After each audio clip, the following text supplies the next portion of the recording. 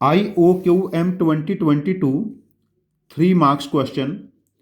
Let Mn be natural number such that m plus 3n minus 5 equal to 2 times least common multiple of Mn and minus 11 times greatest common divisor of Mn.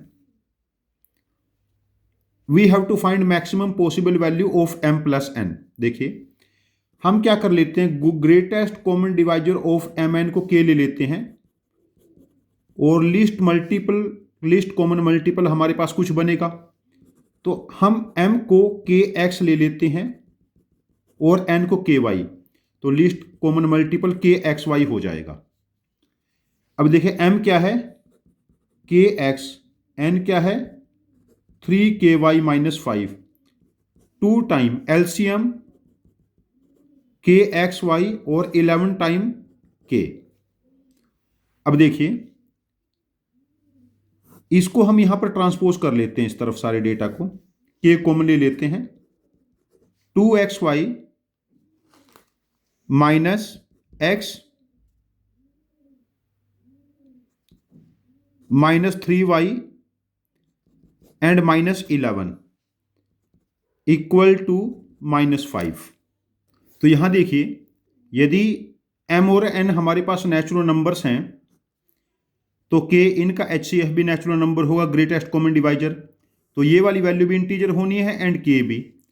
तो इसके ये दो possibility हैं, या 5 into minus 1 हो सकता है।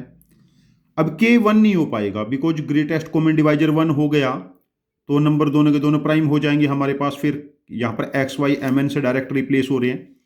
तो मैक्सिमम वैल्यू के लिए हम k को 5 ले लेते हैं, पॉजिटिव रखना है ना, maximum we have to find maximum of m plus n है ना, मैक्सिमम के लिए हमने की, ठीक है।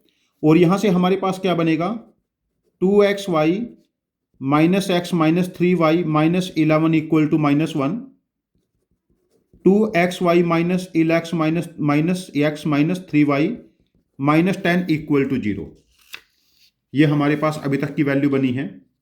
यहां पर हम फैक्टराइजेशन करने का ट्राई करते हैं। देखो यहां से हम क्या कर लेते हैं, x कॉमन ले लेते हैं, 2y माइनस 1 और माइनस 3/2, यदि इसको लिख दे तो 2y आ जाएगा और राइट साइड में 10 चला गया।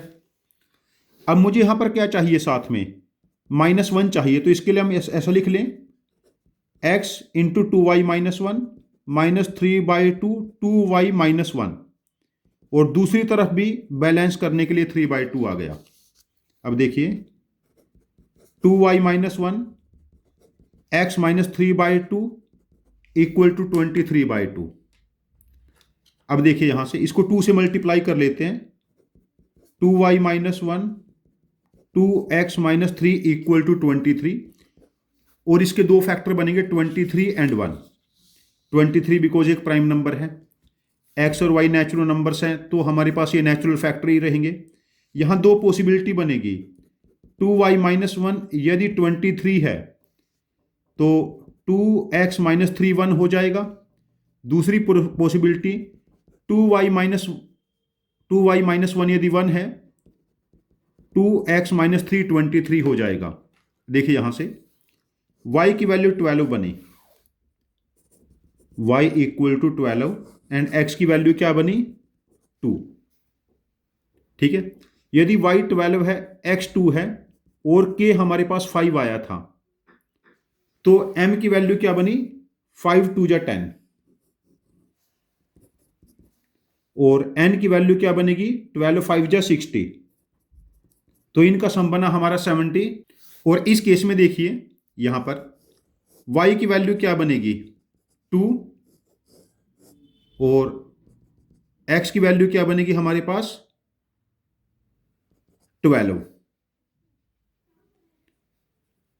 x की वैल्यू नहीं, x की वैल्यू 13 और y की वैल्यू 1।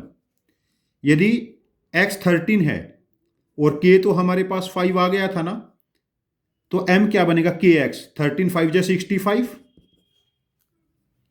और ky 5 1 जा 5, उस केस में भी सम हमारे पास 70 आएगा। दोनों केसेस में m प्लस n हमारे पास 70 रहेगा। यदि इस क्वेश्चन का आपके पास मेरे सॉल्यूशन से बेटर कोई इफिशिएंट वे है तो आप अपने लॉजिक को प्लीज़ कमेंट बॉक्स में पोस्ट करना, मैं आपके लॉजिक को समझूंगा और मुझे यदि वो ज़्यादा एफिशिएंट लगता है तो मैं इस क्वेश्चन का एक और वीडियो सोल्यूशन बना के इसको रिपोस्ट करूंगा। Thank you very much for joining with us. Happy learning with us.